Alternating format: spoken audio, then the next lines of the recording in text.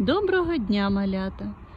Вже осінь повністю вступила в свої права, і на деревах скоро не залишиться жодного листочка, ні зеленого, ні жовтого, ні плодів уже скоро не буде.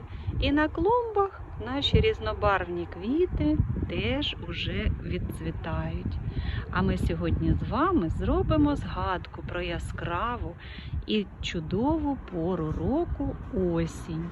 Що для цього вам знадобиться в моїй подальшій інструкції. І так, для нашої поробки знадобляться картон. З нього вирізаємо таку рамочку. Нам буде потрібен скотч, простий, звичайний скотч.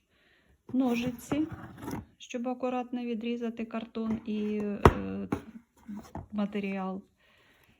Я зробила заготовку прямокутну, трішечки обрізала края, а ви зробите таку форму, яку забажаєте самі. І осінні квіти. Можна взяти листочки, можна взяти квіти, можна і квіти, і листочки. Ось у мене такі. Заклеїмо простір нашої рамочки скотчем